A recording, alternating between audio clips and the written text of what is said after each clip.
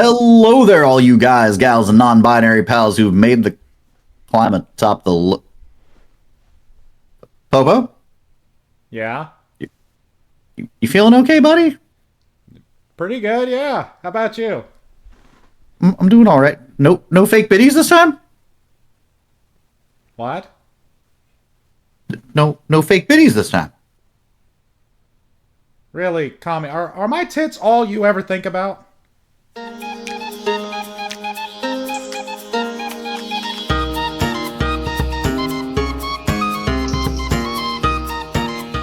All right, welcome back atop the lookout, all you guys, gals, and non-binary pals. We appreciate you making the climb. As always, I am Derek, aka Kami. And I am Matt, aka Popo. Real quick, asthma break. Crispy.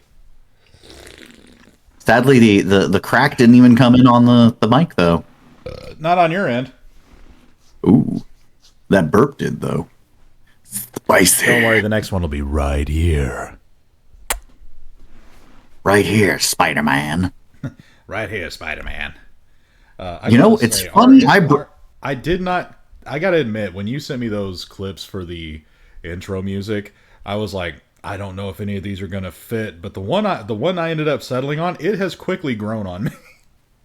Oh, it is absolutely one of my favorites, and I feel terrible because we are 3 episodes in and we have not given proper credit to the lovely person that makes our intro music. Yeah. Big shout out, humongous shout out to Arcane Anthems, who all of their music is free to use, and we picked an amazing ditty from them as our intro. Make sure to go give them some. Indeed, blessings of the trickster. So for all of our listeners, if you've got Spotify, Apple Music, pretty much anywhere where music is streaming, go give them some love. That was Arcane Anthems. Yeah. I have immediate love for anything that is fair use. Absolutely. It's a lot easier on my wallet. On both of ours. Sorry, dear viewers, for our intro music, we have to charge $87.95 a month for our Patreon, but you get bitchin' intro music. Just doesn't sit right. Don't act like you can't do it. I asked for gas money, and y'all sent me $4,000. That's true. Which, a few years from now might be gas money. I give it 3 weeks. This is true. This is true. But it's funny though that I said right here, Spider-Man, because that leans directly into our theme for this episode. It does. And before we get started, Kami, can I ask you a question? Popo, I'm gonna need you to shave it for later. Oh, too edgy for you? Yeah, I get it. Yeah. Did you like my sharp wit on that one though? Oh, I found it a little grinding, really, but it could hone your craft a little more. Hey, you know what? Just be glad that joke made the cut, okay? I'm not as good as the puns as you are. And the funny thing is, you're the one with children. I know. Yet you're much better at dad jokes than I am. Usually what comes out of my mouth when my kids say something is, shut the fuck up. Put that thing back where you found it, or so help me. So help me. So help me. Isn't that the truth? No, I don't swear at my children. I need to clarify that right now. No, as someone who has been on the phone with him when his children are getting, a bit ornery, I can say he is an amazing father. No, but hopefully, I do turn into Batman, apparently. This is true. It's like, because I'll be sitting over here, it's like, Kami, sweetheart, can you give me 1 second? If you don't put that down, I swear to God, you'll be locked up longer than the sun stays gone. In Alaska. So what are we talking about? Swing! All right. All seriousness, as I said, the Spider-Man, and now we've mentioned Batman as well, this all just leans perfectly into our theme for today. Right. Dear listeners, I've got to give you a peek behind the curtain here. We don't make this shit up on the spot. We don't. We actually message each other on a messaging app that will not be named because we don't want to give Zuckerberg money. No more than he doesn't need it. I need it. He doesn't. Kami needs it. Exactly. Rusty needs it, but he's not here right now. I swear to God, if he popped in, I was about to be denied, rejected. Apparently, I think he's supposed to be playing with people that are sitting in the waiting room on our Discord, but they're still just chilling in the waiting room. Yeah, no, he's Nowhere to be seen. uh, yeah, I noticed. It's fun times in the waiting room. I don't know. Chris is in there, so he might be talking dirty to the robots. No, yeah. For those of you that don't get that reference, you should make sure to tune into our Friday streams because sometimes we do awesome community streams which end up with inside jokes. The funny thing was, he didn't even start that joke. He wasn't even the one that even said the first thing about it. I just blamed it on him. Yep, he just became the butt of the joke, and sometimes that happens. But Sometimes given the amount of grief he's given people in our community streams before, he deserved it. this is true. The Popo giveth and the Popo taketh away. Goddamn right I do. You should have seen our, was it last Saturday? Rusty and I played Magic the Gathering. Yeah, that was last Saturday. Yeah.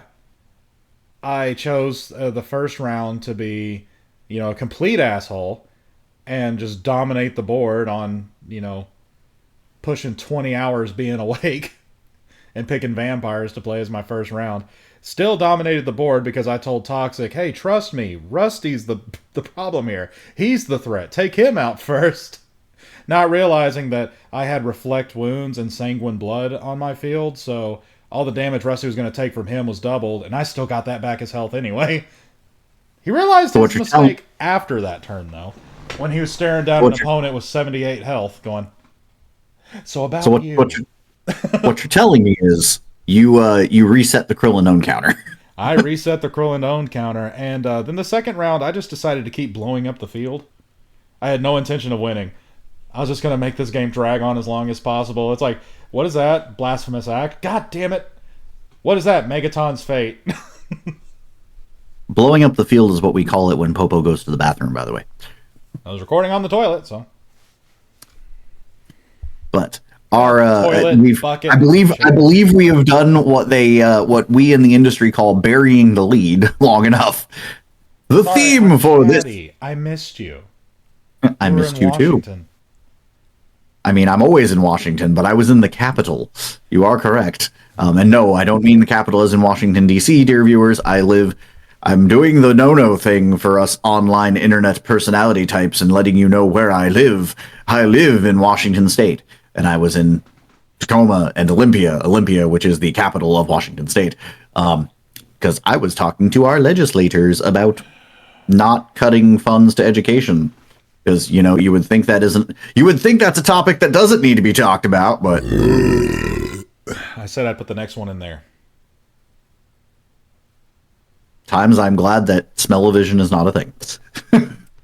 And dear viewers, you probably if it tasted like it smelled, Dr. Pepper.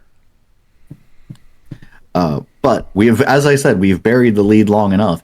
The theme for this episode of On the Lookout, Popo and I are on the lookout for nostalgic 2000 superhero movies.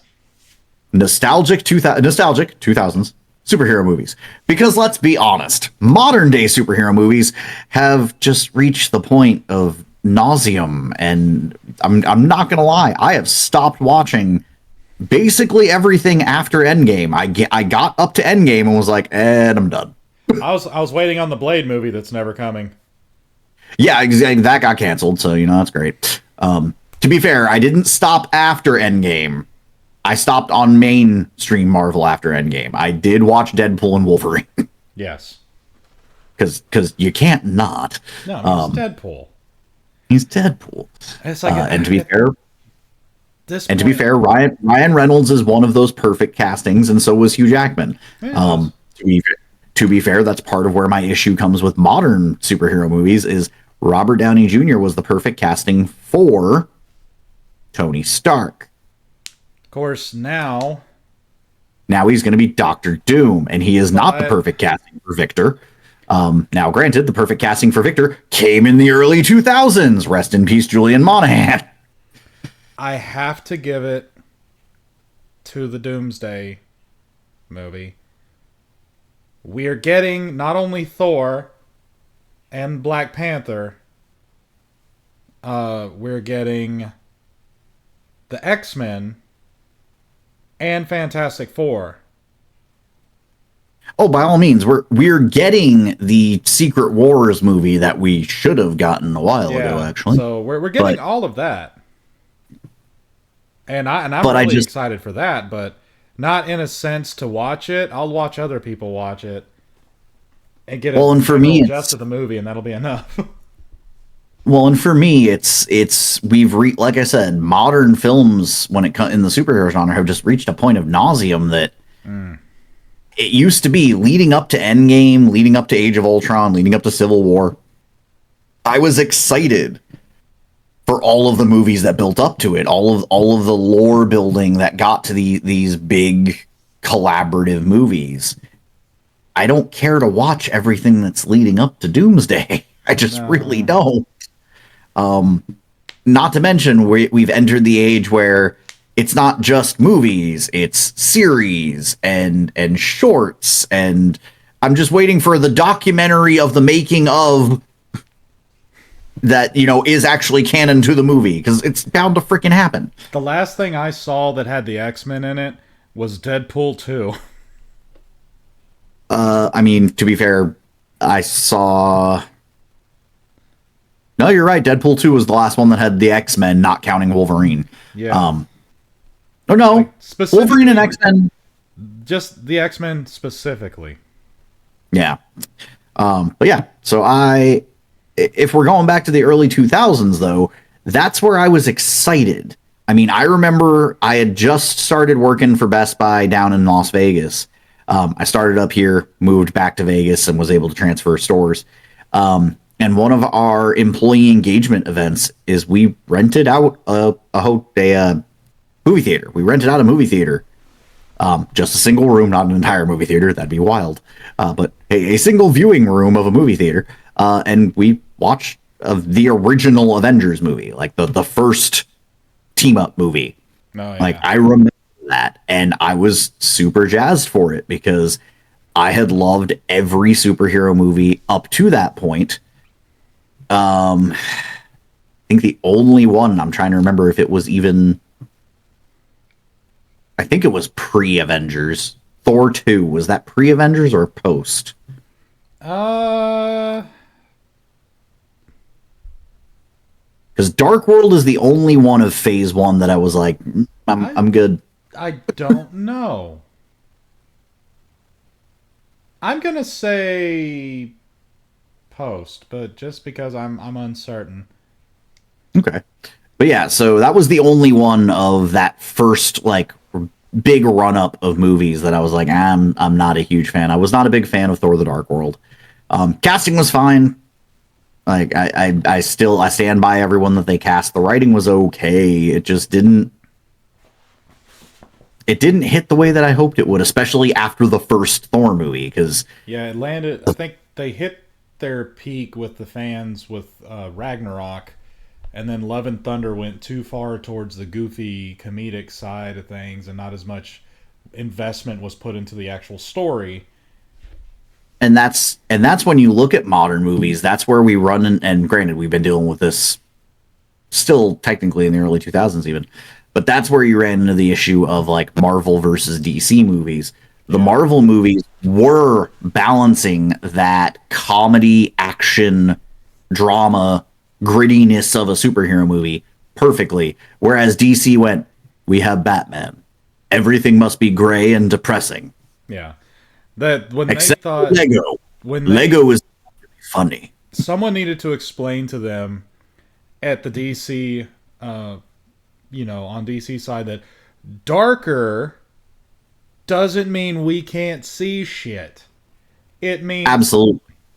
the content might be considered uncomfortable to watch. See, the problem is when Christian Bale was saying, "Where's the trigger?"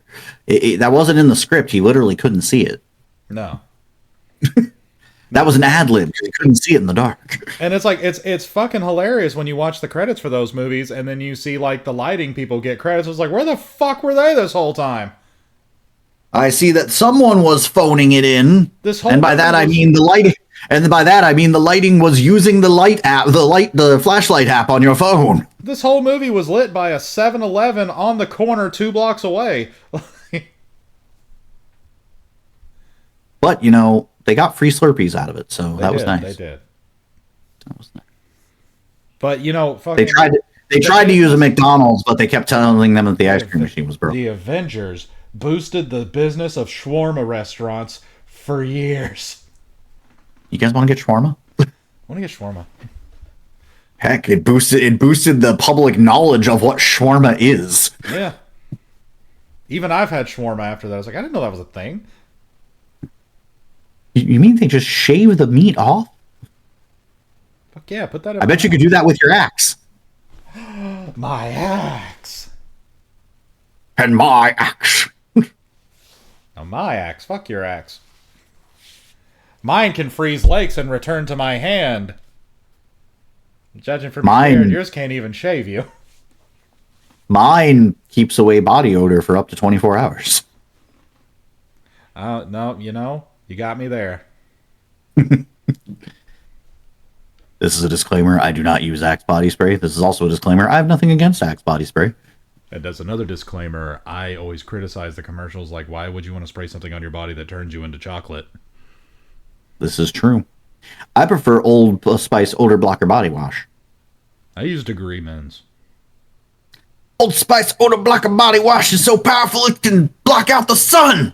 No, my body smells like the back end of a Taco Bell after dinner rush if I don't wear deodorant. So I wear the hard shit. I mean, you used to wash with two bars of Irish Spring when you were still out on the road. Yep. Popo Skulo smells like Irish Spring. The first one, you know, took out the bulk, but the backup was to get the stragglers. Popo's culo smells like Irish Spring. See, Popo's culo smell like Irish Spring. Oh, if I remember correctly, that actually was said in a TikTok video when you were still out on the road. Yeah, it was good times. And speaking of good times, I don't care what everybody says. I love the Daredevil movie, the Ben Affleck one. I'll say, much as it might be a comic fan hot take, I'm right there with you. Now, I will also give the Daredevil series its flowers. They did a great job. Yeah, no, they did a wonderful job. Charlie Cox is an amazing Matt Murdock, but so was Ben Affleck. Like, people, especially at that time, because that is the era of I need you like Ben Affleck needs acting classes. Yeah, no. Okay, so here's the thing. When those movies came out, how old were we? Did we really care about high art? No, it looked cool, it sounded cool, it was edgy, and god damn it, we wanted to be that. Looking through it now, without the rose-tinted nostalgia glasses, it's stupid, but that's why we love it. Exactly. Well, and I mean, to be fair, like, Daredevil has always kind of been this somewhat goofier... Daredevil is able to exist. Daredevil is able to exist in a universe in such a way that the Teenage Mutant Ninja Turtles are meant to be a parody of Daredevil. Exactly. Okay, so the whole thing we were talking about today was these videos in general that all came around roughly around that same time that were testing the waters for comic book hero movies, and they tried so hard to steer away from cheesy and edgy, and they just wound up as extra sharp cheddar. Absolutely. They straddled right on the edge of cheese. In the best way. Because how can you, to this day, when I think of early comic book movie villains, that scene of King Bullseye flicking a peanut off the back of an airplane seat to choke the old woman who wouldn't shut the fuck up next to him. Absolutely. And then when the lady goes, "Can I get you anything?" I was like, "Oh," I was like, he thinks she's asleep. "Can I get you anything?" "More peanuts, please." I mean, and to be fair, you got that scene. You got freaking. It granted, it's before he is the villain of the movie, but you got the scene with Otto Octavius in Spider-Man 2.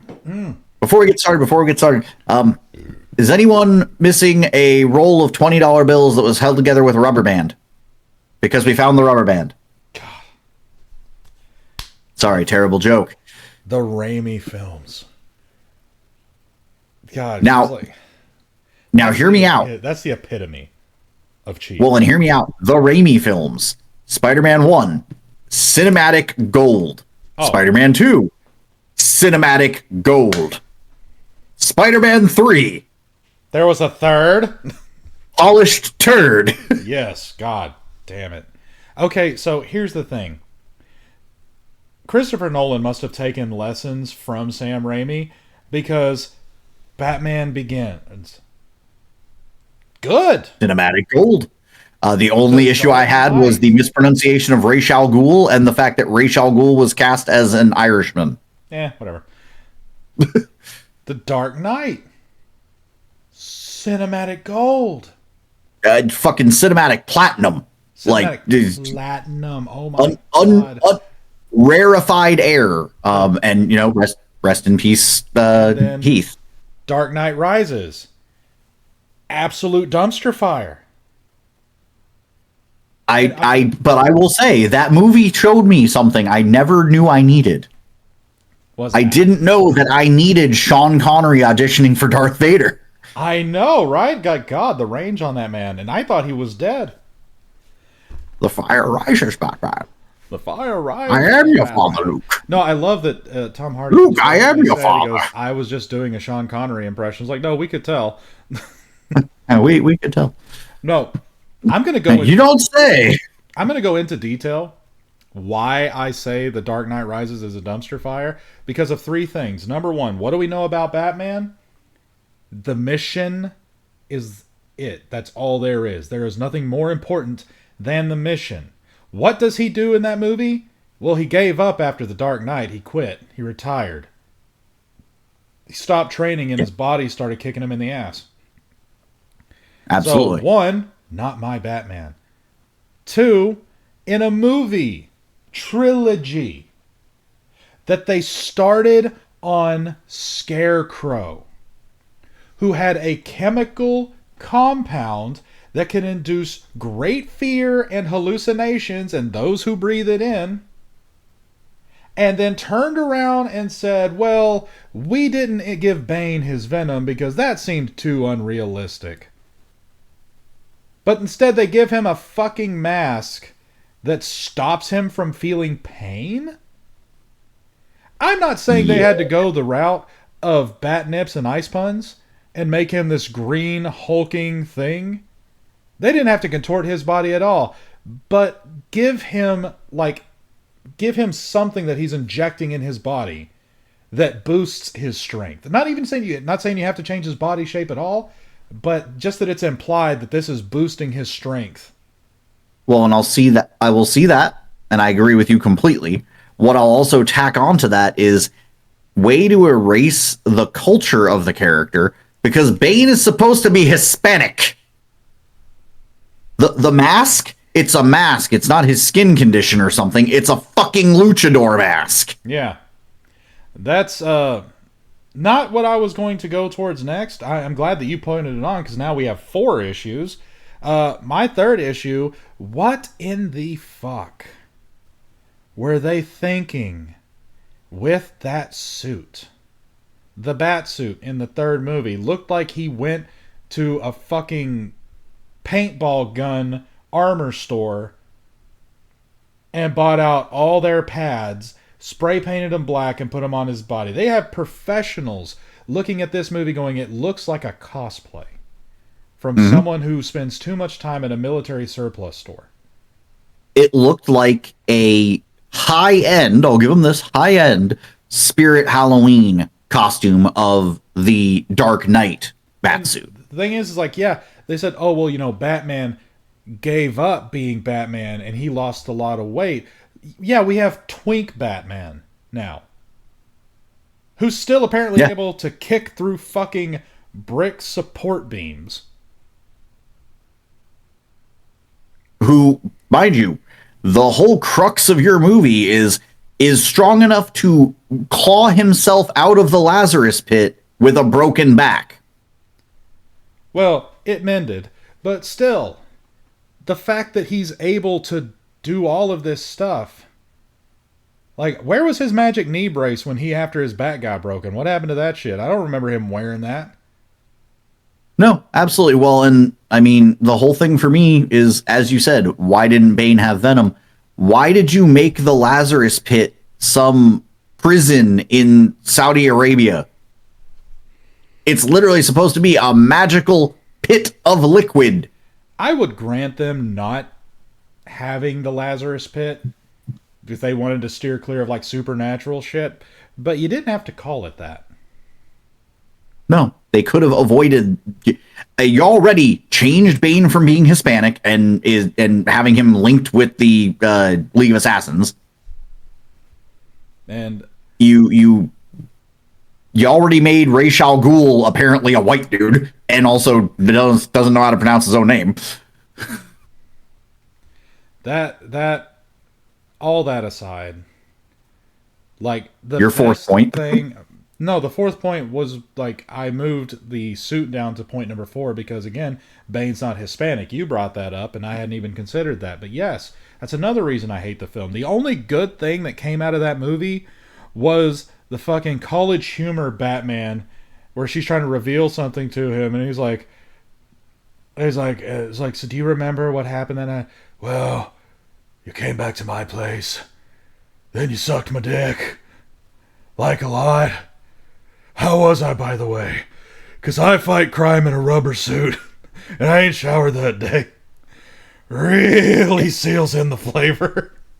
Yeah, I remember. That's the only good thing that came from that. Well, and here's the thing. So I'll tack on number 5 of why it's a dumpster fire. How you gonna pseudo introduce Nightwing and not continue the series? My brain refuses to accept. Also, how you gonna pseudo introduce Nightwing but never introduced a Robin? No, his name was Robin. Exactly. Which, is not the case because his name is supposed to be Dick. Yeah. He's like, no, he was. Trust me. That's the whole thing. Like, see, we did the thing. We did the thing. Yeah, Fox did the same thing with their first iteration of Deadpool. You see how well that worked out for them, don't you? Yeah, he went back and had to kill himself. These fucking movie execs are so fucking tone deaf when it comes to giving people what they want. And yet at the same time, we're talking about this is like mid to late 2000s that we're getting into. At this point, yeah. To the 10s and stuff. But you look at like Blade. Was the CG hilariously bad, especially by today's standards? Yes. Would any of my friends gladly sit down with me and unironically watch them? Yeah. Absolutely. And here's the thing. You want to know why part of that is? And granted, we've still gotten it in modern movies, but the casting. Yeah. Wesley Snipes was the perfect Blade. Oh, the perfect Blade. I can't remember. Oh, little I should. Known. Not I should remember, but I feel terrible. But the actor that they cast is Whistler. Perfect Whistler. The creature designer for the second movie. Love me some Guillermo, or it's like Guillermo del Toro. Oh. Yeah. I mean, to be fair, we can get into the third movie as well, which, again, I will give it this, though. Of trilogies, Wesley could do no wrong, and he was an amazing Blade. But again, Blade 1, Chef's Kiss, great movie. Blade 2, continued with the greatness. Blade 3, shit the bed. And yet, I find myself still able to enjoy that one. I can absolutely. find enjoyment in it. I can still enjoy it, and mind you, a part of that is Ryan Reynolds. May not play a strong part of that. A part of it is Ryan Reynolds, a part of it is Wesley, and honestly, little shout out to the COO of WWE. Freaking shout out to Paul Levesque. Triple H actually did a pretty solid job in that movie. No, he did great. As a bit villain, he did great. But overall, the story of the third movie though was hot garbage. They shit the bed with Dracula in that one. I don't find him compelling. No, absolutely, I agree. But as we're talking, I want to jump in the Wayback Machine and go to before you and I were ever born. But I know we both have watched movies of this, though. I'm excited. Talk about the original like superhero movies where we took a several decades hiatus between when these came out and the 2000s that we're talking about. Think about like the 60s Batman, which granted was more of a TV series than a movie, but you got the 60s Batman series. You got the original Captain America movies where he's literally like punching Nazis. Okay, I have to go on a record here. Like, for all of the old shows that my grandparents would let me watch, I never came across the 60s Batman. The Adam West Batman. Until I got into college. And I had a friend who was into two things: really weird TV shows and weed.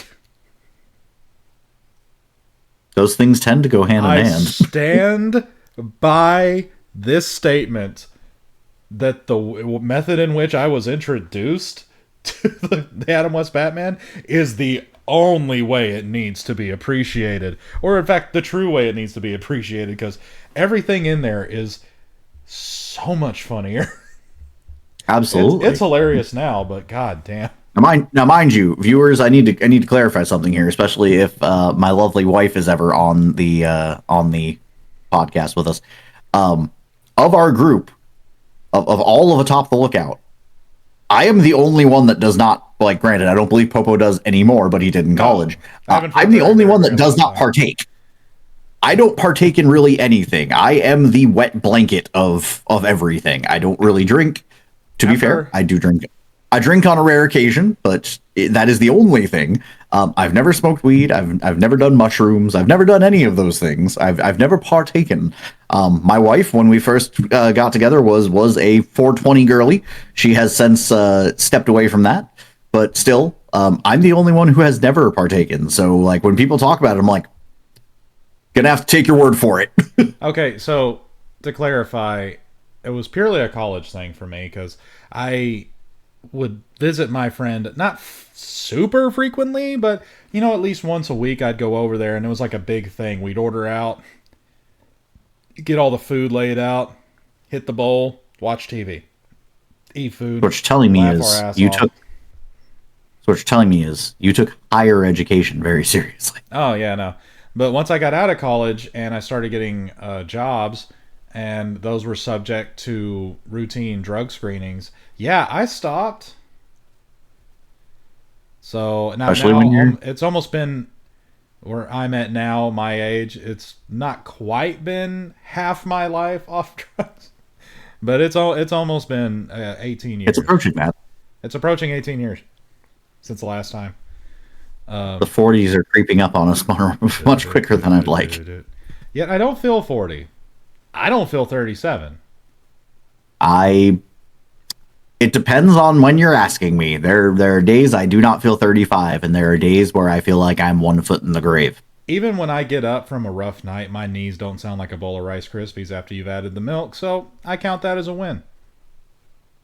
I hyperextended my knee walking, Popo. I'll be sure to visit you in the nursing home. Please do. They won't give me the good drugs. Oh, don't you worry. Popo. I took them all on the way here. Popo, they won't give me anything for my glaucoma. Oh, I had something for that, but I smoked it in the car on the way here. Damn it, Popo. I couldn't see shit neither. Damn it, Popo. I still can't. But let's go ahead and get into some favorites really quick though, as we're talking about it. Oh yeah. Well, What would you say? obviously Blade. So, I do love Blade.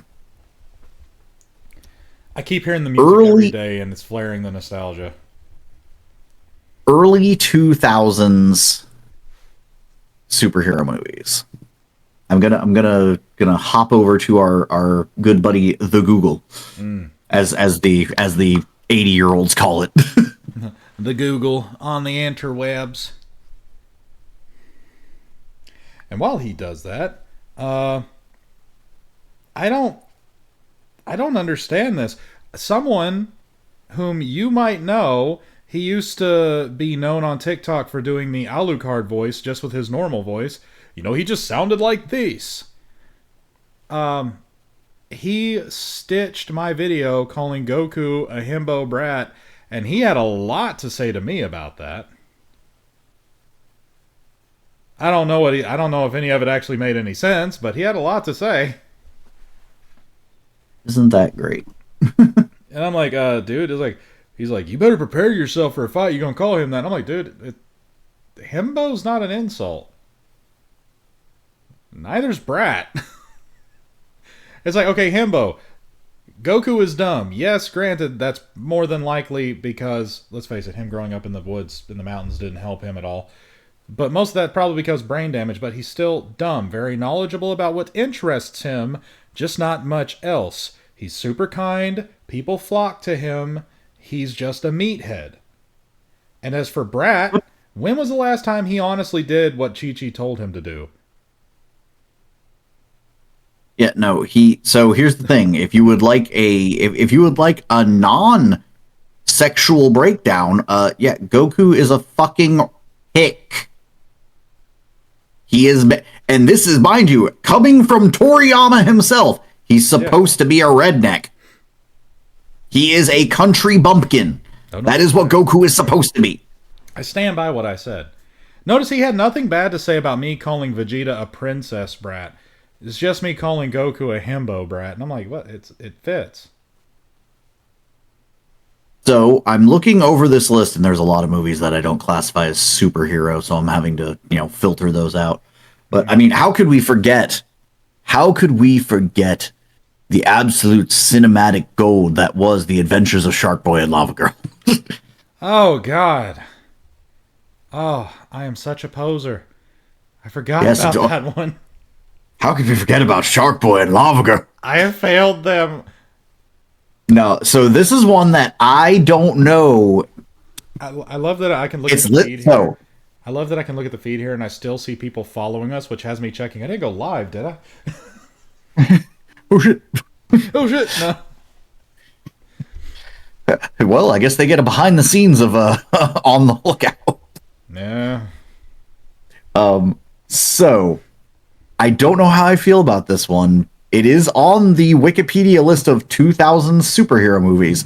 And if we call it a superhero movie, I have to say it is my undeniable favorite. The League of Extraordinary Gentlemen. Oh. Absolutely it is. Yeah, okay, then that is my favorite. Like, that is... And to be fair, we talked about him earlier as we were making fun of the Bane voice that Tom Hardy ended up going with. If I remember correctly, that is the last screen performance of Sir Sean Connery. Mm-hmm. But before he retired. The funnier thing is he turned down the role of Gandalf to play that movie. I mean, here's the thing. In a different universe, we've got Ian McKellen in League of Extraordinary Gentlemen and Sean Connery as Gandalf. In that alternate universe. Why, you fools? A wizard's never late. He arrives exactly when he intends to. No, you know what? That's too Dragonheart for my liking. You fool of a took. Run, you You fools. shall not pass. You shall not pass. You shall not pass. Posh. The fuck is posh? I think that's when you say British with a T. But of course, we got the Spider-Man trilogy, The Dark Knight, Daredevil. Okay. I listed him as perfect casting, but I will also say I was not a fan of the movies. Fantastic Four, the original and Rise of the Silver Surfer, I was not a fan of. I did But not their hate casting for the Doom, their casting for Doom was perfect, and their casting for the Thing. Their casting for Michael Chiklis as Ben Grimm, top notch, no notes. I didn't hate the first one. I didn't. And I will say this: I will go on record. I would attest to it in a court. I do not hate them. No. I just do not like them. They are not ones that I would sit down and rewatch willingly. I would watch rewatch the first one willingly, but the Silver Surfer one, there's something missing from that movie. I haven't quite been able to put my finger on it because I refuse to watch it a second time. But I remember watching it the first time going, there's something about this movie that is just not here. Like it should be. And we could go into the whole thing about, oh, Galactus is a cloud now? What's that about? Oh, well, you kind of saw his shadow, and it's like, when lightning was striking behind her, it was lit and you could see it. No, I'm talking about, like, there's something fundamentally wrong with the whole film. With the whole film. Yeah. No, I can agree with that. I'm with you on that. It's like I get the same feeling when I hear AI music. There's something missing. Now, I'm going to blow both of our minds here because there's one that we did not think about. I will still stand by League of Extraordinary Gentlemen as my favorite. But we got to give the flowers to one of the greatest early 2000s, and it's a duology. It's not a trilogy. We didn't get a third film. I wish we did. Yeah, because as we've seen the record, golden shower. You got golden. Pissed all over. Golden. Hephaestus's gift. Exactly. Yeah. So Hellboy and Hellboy 2: The Golden Army. They are early 2000s. That is 2004 and 2008, my boy. They are. Now, technically that's early and late 2000s because it's 2004 and 2008, but yeah, well, before 2010. Gotta give it to again, Guillermo. Yeah.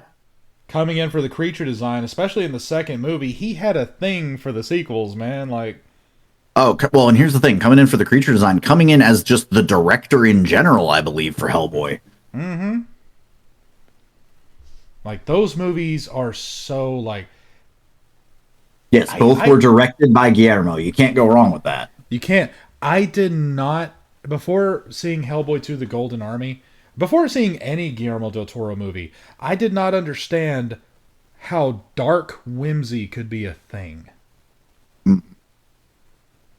Now, I will also say, though, there is one on there that is listed on here that it does bump Leave Extraordinary Gentlemen out as my favorite if we classify it as a superhero movie. I personally do not classify it as a superhero movie. But V for Vendetta. V for Vendetta is, fun fact, V for Vendetta, and this is, I think I'm okay. I don't think I actually have it as any of my security questions. But V for Vendetta is my favorite movie.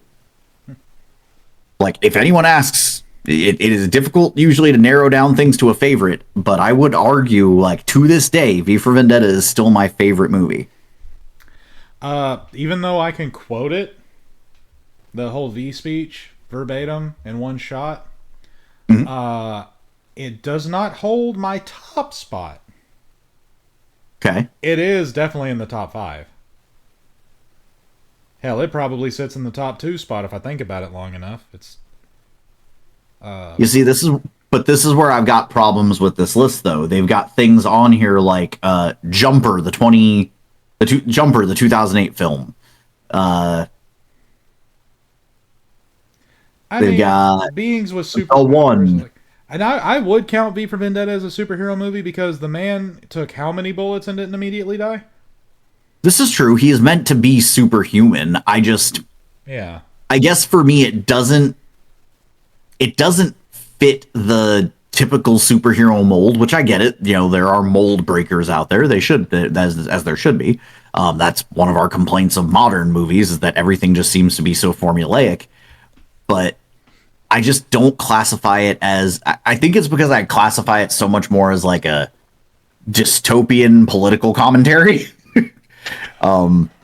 Sad to say that we're sliding into V for Vendetta territory, but I'm sliding. sprinting. No, stumbling ass to face first. Now, here's one for you though, because we've talked about favorites. As I'm looking at this list, I can tell you my least favorite automatically, but I have a question of a film that I'm curious what your take on it is.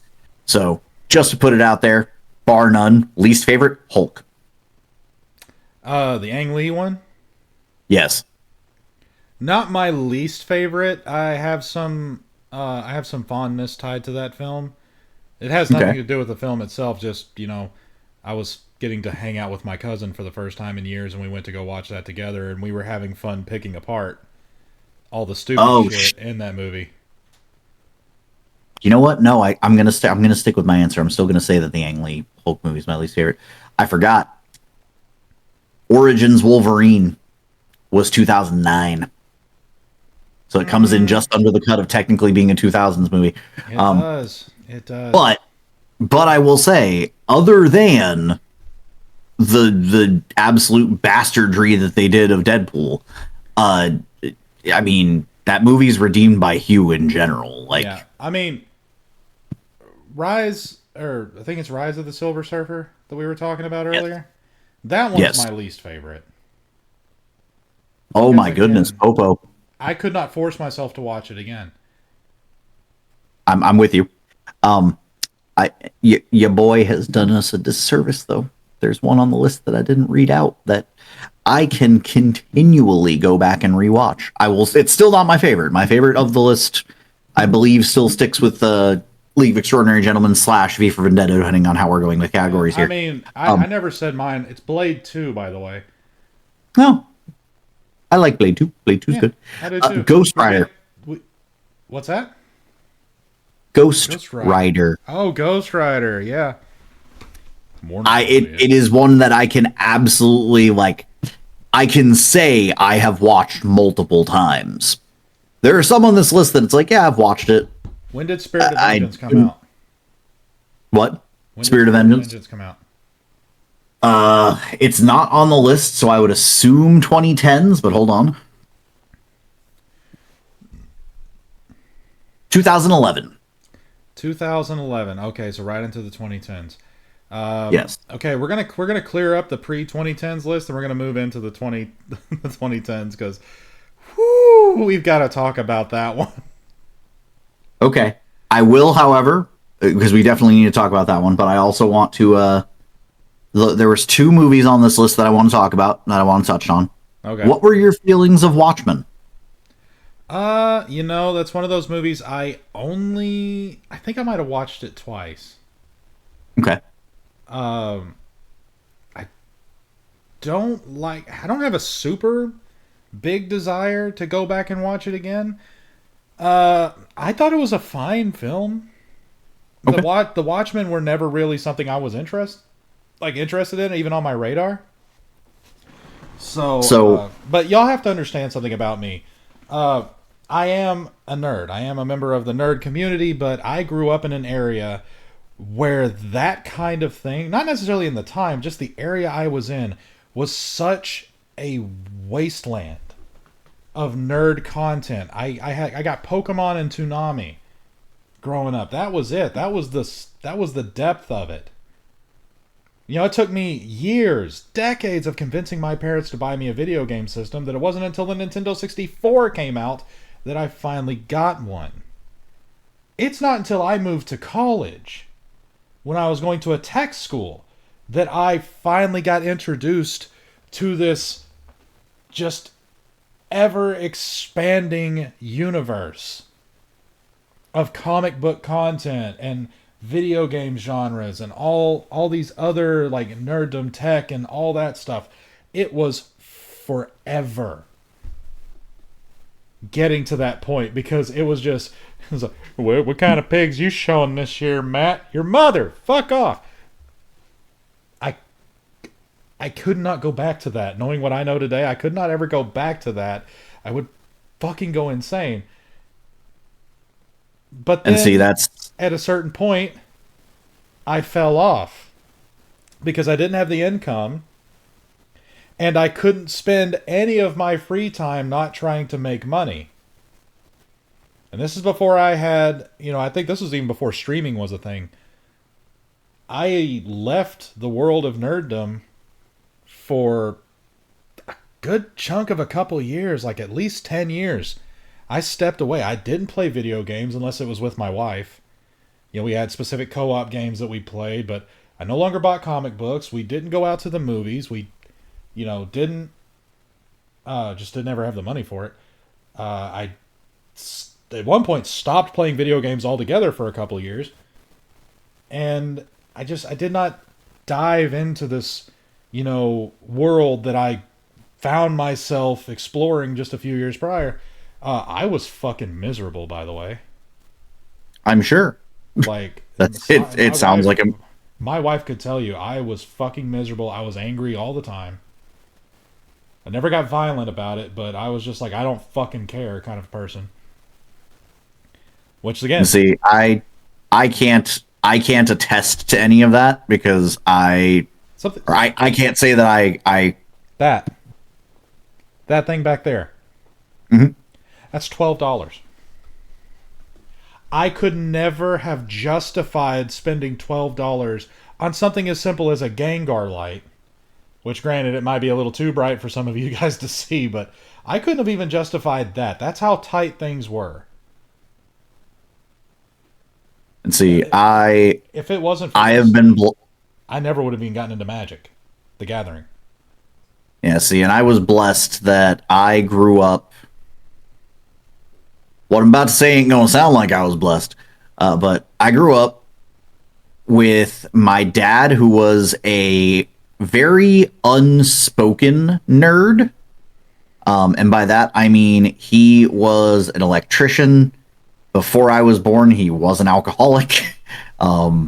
He was the kind of guy that drove a big truck, or in the case of, as I was growing up, a big van. But he was also someone that, adored Wolverine. He and I recorded the answering machine for our house, because this was back when we had house phones. Some of our listeners might not know what that is. That's where you have a phone in your house. It's not a cell phone. And they had these things called answering machines. It's like your voicemail box on your cell phone, except for it was a little box that sat next to your phone and usually would have like a cassette tape that it would record people's messages onto. I remember recording our outgoing mailbox as he and I doing the Poke rap. That's the kind of nerd my dad was, and it was also just partly because he was an amazing dad.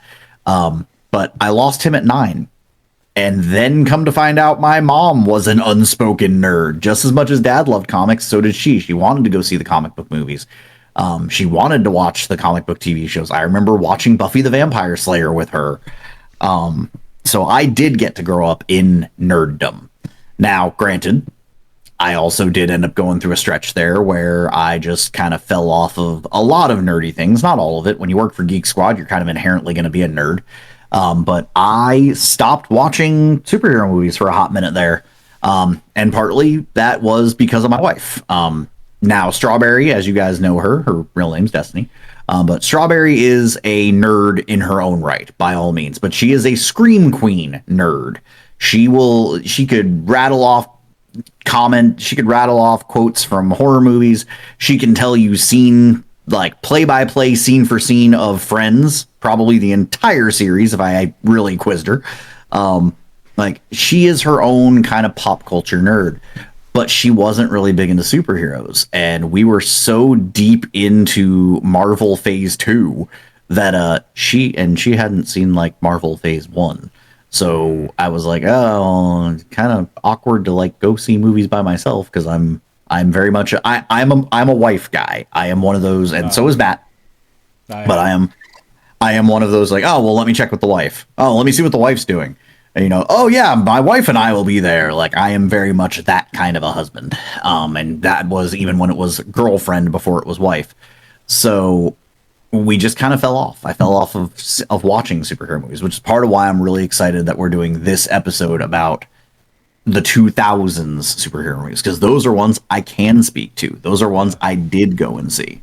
So I'm going to rapid fire these, and I want us to do them on a 1 through 10. I'm not going to get into the animated or the superhero comedy movies. And if we haven't seen one, we can just say pass, because there are titles on here that I'm like, I don't even know what that is. Yeah, good. We're not super pressed for time, mind you. It's just That's fine. I want to get through these because we haven't touched on the 2010s yet. wow. And you want to talk about Spirit of Vengeance, which I completely understand. I have none of the other ones. Definitely that one. Plus, we have got to, of course, get to everyone's favorite. Well, to be fair, yeah. there is a new segment that you want to do. You sent me the TikTok that we are going to we're going to cannibalize from a different podcast. But God, that just seems like so much fun. Yeah, it does. We'll do that at the end. Yes, that'll be so our final section will always be this line, this person. Our whose line is it anyway, but we can't call it that for copyright reasons. But we will go ahead and do the character one that you want to do right before that. But with that being said, I have to say real quick, my wife asked, I was telling her about what we do on the podcast, and I think I refer to this segment as that line, this guy. that line, this guy. Yeah, line, this guy. And she's like, what is that? And I'm like, I don't even think I said it right. This line, that guy, this guy does a line. Yeah. Ooh, wait, I don't think we here at Atop the Lookout Productions do not condone heavy narcotic use. What he said. Popo, put the gallon down. You can't see it. All right. So going down the list, we've got You said The Adventures of Shark. Fine. We have got The Adventures of Shark Boy and Lava Girl. Okay, 10 being the best, 1 being trash. Yes. I give it a 7. I give it a solid 7 as well. It is actually a really fun movie. It's decent. It's fine. Like, I have no... It is a passable movie. It's not my thing, but it's fine. I have a feeling neither of us have seen this because it's an Indian Malayalam language superhero fantasy film. But Athasayan, gonna have to give that one a pass because I've not seen it. I'll give it a 5 because it sounded like you said Alpha saying. Azad, which is a Indian Telugu language, again, gonna have to give it a pass. I've not seen that one. I have to give that one a pass too. I have nothing to go off of that one. We've got, I think it was a little cult film called Batman Begins. Oh yeah. I give that one an 8. Feels too generous. I'll give it a 7.5. That's the thing. I don't feel right giving it a 7 because I don't think I can rate it in the same breath as Shark Boy and Lava Girl. I can. It is better than Shark Boy and Lava Girl by every stretch of the imagination, but I don't think I can give it anything higher than... I will go a full 8. I think that it is a solid point ahead of Shark Boy and Lava Girl. They mispronounced his name. That is my issue. That is was and always will be my issue is Ra's al Ghul. Not Roz, Ra's al Ghul. That's how you pronounce it, you bastards. But we've got Batman Dead End, which was a fan film, apparently. Have not seen that one. Haven't either. But definitely going to put it down on a list for maybe it's something that we do as a watch-along here on Atop the Lookout. I like that idea. Not on the lookout. It won't be during the podcast, but we can definitely make it a Patreon exclusive watch-along party. We're saving that for Daima. But we got Ben 10 Alien Swarm. How's that a movie? not gonna lie, did not watch any of the live action Ben 10 movies. Neither did I. So I've got to give both Alien Swarm and Race Against Time a pass. That you actually, you've watched foreign films, so this might be one for you. I have not seen it though. Big Man Japan. I haven't seen that one. Okay, it's a 2007 Japanese kaiju film. Yeah, I haven't seen that one yet. Now, fun fact, because everybody thinks that Black Lightning on the CW was the first outing for that superhero. Nay, nay. Nah, nah. As LA Knight would say, nah, nah. There was a 2009 film called Black Lightning, but also, nah, nah, I haven't seen it. No. Apparently, it was a Russian superhero film, and it looks like it is. It looks like it steals the emblem from actual Black Lightning, but Black Lightning is a very white Russian man, so not the same character. No. I don't feel Comrade Lightning. I don't feel bad having seen that one. Is Comrade Zep you? Comrade Zeppy Zep. Zippy Zap. Black Mask 2, City of Masks. It's a Hong Kong superhero film. I have not seen it, but I have heard of it, and I've heard good things. We should have started. We should have started with the '90s one to talk about Darkman. Darkman. Darkman. Pretty sure this one's going to take your top spot. This one's going to be a 10 out of 10 for you, considering it's your favorite. Blade 2. Oh yeah, 10 out of 10. No notes. Blade Trinity. And you want to know what's not on the list? Blade.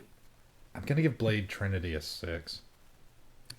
I am going to stand right there with you. I actually would argue Shark Boy and Lava Girl is actually above Blade Trinity. It is. I think because Shark Boy and Lava Girl knew what it was trying to be. It's trying to be a children's superhero movie. Like, it succeeded. Exactly. It knew what it was trying to be, and Blade Trinity kind of had an identity, had a bit of an identity crisis. It's like, it's just so sad what happened to Shark Boy. He wound up in Twilight. I mean, you can go even further. It's what's really sad is he married himself. It's true, he did. Taylor Lautner married Taylor Lautner. So, yeah. Fun fact: Blade, the original Blade, not 2 or Trinity, is 98. It's pre-2000s. Huh? We committed a little bit of sacrilege. We talked about a non-2000s in the 2000s movies. Close enough. Yeah, true. Bloody Mallory, 2002 movie. Oh, speaking of, I have to put a pin in that real quick. Just to talk about one movie. It's not part of our thing. The Spawn film, the live action Spawn film with Michael Jai White. 10 out of 10, no notes. Or sorry, 9 out of 10. Would be a 10 out of 10 if we had gotten a goddamn sequel. Okay. I'm giving it a 8 out of 10. Wish Malbolger didn't look like a bad taxidermied aardvark. Okay, I can agree with that. And also, to quote Michael Jai White, as he was watching the film after he recorded it, he's like, what the fuck was this shit? This wasn't in the script. So much of the movie that they showed was not what they were filming. What the fuck? Dialogue was taken from different scenes and used in those parts. Like, none of this was in the script as what was going to be happening. So he's like, what the fuck is this? This is not the movie y'all said we were making. But all right, on the list. We're into the seas. Captain Barbell. Never heard of it. Never heard of it. It's 2003 Filipino superhero film. So gonna have to give that one a pass. Chasm, Japanese takusatsu superhero film, which it's an adaptation of the anime series of the same name, apparently. Oh. I haven't seen either. Haven't seen it, so gonna have to give it a pass. We get to one of the abominations of the early 2000s, Catwoman. The 2004 Catwoman. Was that the one with Halle Berry? Yep. God, that was that long ago. I can still smell it. The shit is strong. Uh, Not shitting on Halle Berry's performance. She did the best she could with what she was given, but the movie as a whole, it gets a 4. You said exactly what I was thinking. And here's the thing: it gets a 4 purely on the performance of Halle Berry. No, no, exactly. That's all. I feel like anybody else in that role, I'd be like, it's a 2 at best. It's a 2 for the pun of calling it number 2 because it was shit. It's like the Nicolas Cage movies. They automatically get a 4 because he's in it. Yep. Like that's the bare minimum. We're gonna skip this one because I'm pretty sure neither of us have seen this one. I could totally be wrong, but Caesar X the movie, As opposed to Cesar X, the fast food chain. exactly. Skip that one. Citizen Toxie, the Toxic Avenger 4. Oh, Toxic Avenger 4 was in the 2000s? Yes, it is literally 2000. Oh, god damn. Oh, Now, here's the thing. This might shock our fans, but I'm actually going to give this one a 6 out of 10. I was going to give it a 6 as well. It is again, now granted, that's below Shark Boy and Lava Girl, but but it's a movie that knew what it was trying to be. It didn't try and be anything it wasn't. After the first film, I always looked at the Toxic Avenger series. I was like, god damn, look at him go. There you come out with another one. Shit. So this one might actually be a point of contention. I think we'll probably both be in agreement because we are very similar. It loses points because of Kabuki Man. I should point that out. But this one might be a slight point of contention, but we have similar tastes, so I have a feeling we're probably going to be in agreement. But Constantine. Oh, we didn't talk about that one. It is a bit of going to be a point of contention because as much as people like to shit on it, it gets an 8 from me. Okay, so we are going to be on different ends of the spectrum on this one. I'm going to give it a 5. I give it a... You know what? No, because that is technically still a failing grade. I will... It will pass my class with a D. It gets a 6 out of 10. But purely on the performance of Keanu Reeves. That is mostly what carries it for me as well, but... Now, what I will say is it would have gotten an 8. I would have been right in line with you if I hadn't have seen Constantine on the CW. No, which is fair. If I hadn't have seen who they now cast as Constantine and been like, oh, there's someone that is so much better as Constantine than Keanu. Okay. To be fair, that is completely a fair point. My 8 comes from the fact that the first time I saw Constantine was literally right behind watching Bill and Ted's Bogus Journey. Okay. The one where they die. I just watched that, and then I was watching it on TV. It just went off, and then Constantine came on, and I had such fucking whiplash I couldn't stop laughing. It was an all Keanu Power Hour. The same motherfucker. It was an all Keanu Power Hour. Whoa. I'm Count Dracula. I am Keanu Dracula. I mean, Count Dracula. You gotta do that. I am Keanu Dracula. Okay, 2 more movies that might be a point of contention. I doubt it for us. I feel like, again, we're probably going to be aligned on this one. Then again, I was wrong about Constantine. I'm just going to list... There's no way you could have known the circumstances in which I watched that movie. But I'm going to list these 2 just back to back because I feel like they can be graded as one. The Crow Salvation and The Crow Wicked Prayer. Oh... I'm gonna level with you, brother. I didn't like them. I give them both a 3. Fact of the matter is, I am firmly of the belief that they needed to end the Crow series when Brandon died. Yeah. Brandon is one of those castings that I'm like, this is timeless. This was the perfect person. And you have a tragedy that happened with the film. Stop. with the character of the Crow, just the character itself, the entity itself, is perfect for having a different actor each time the film arises, because that's the fucking character. Absolutely. The point is, the problem is that after that movie, which is, again, you can tell the CG fire from a mile away, but it's fucking beautiful. You cared about these people you didn't know. You immediately hated the villains. And then everything that came after that was like, you put bleach in with your colored shirts, man. Like, why? Well, they came out different. No, they came out fucked up. They came out exactly as they should have based on what you put in. Yeah. So for me, they get a 3. They get a 3 out of 10 for me. You kept the same premise of all the stories. You changed one or two things. None of these movies were sequels. They were like rewrites.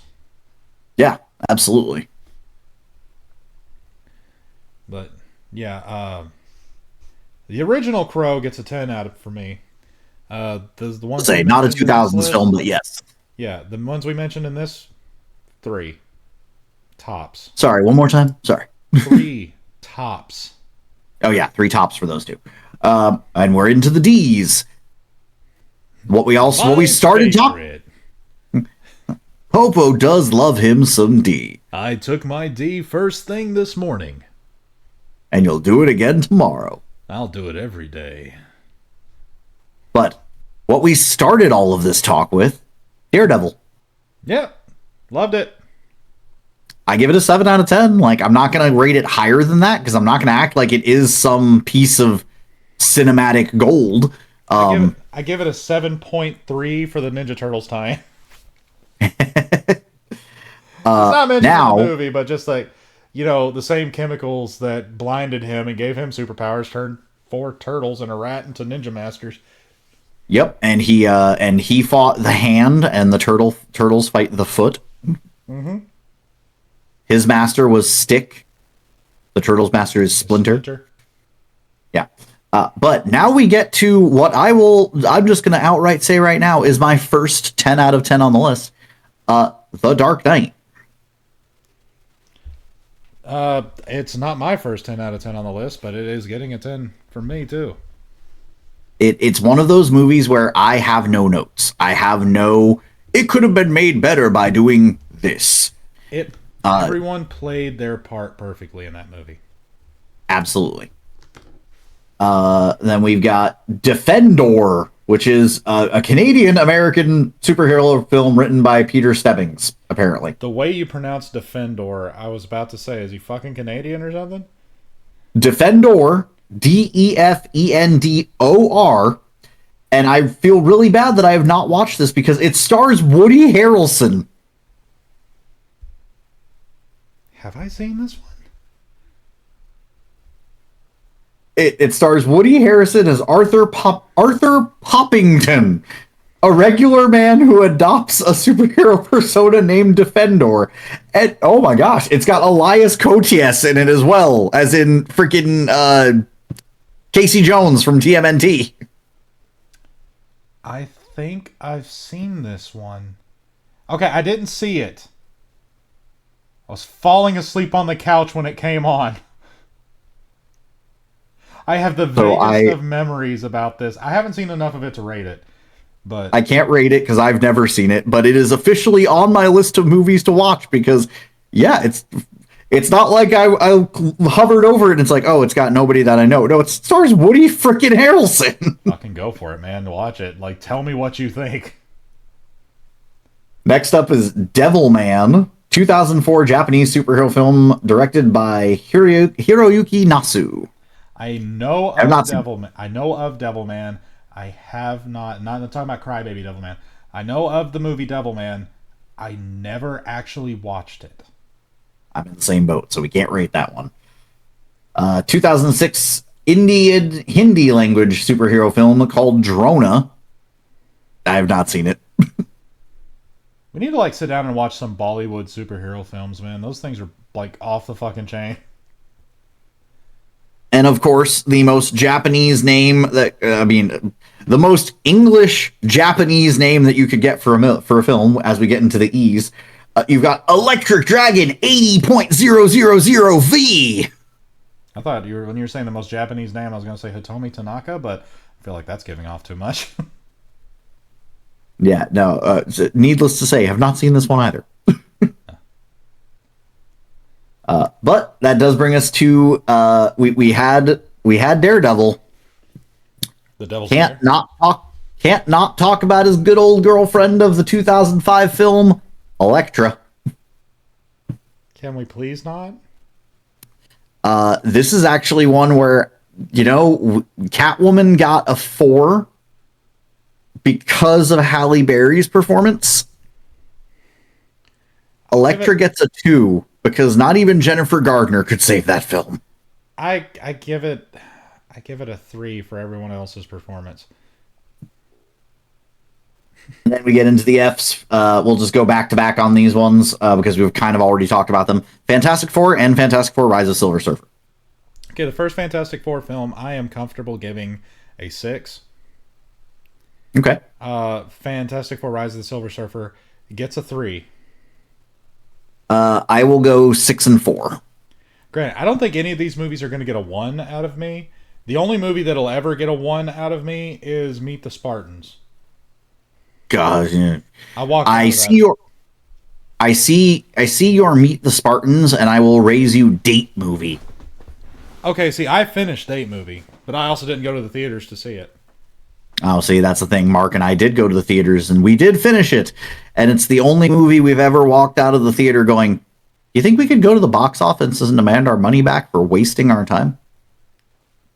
Just to make sure, Date movie was the part where she gets on the motorcycle, puts on the helmet, and suddenly it's a black dude in a pink dress.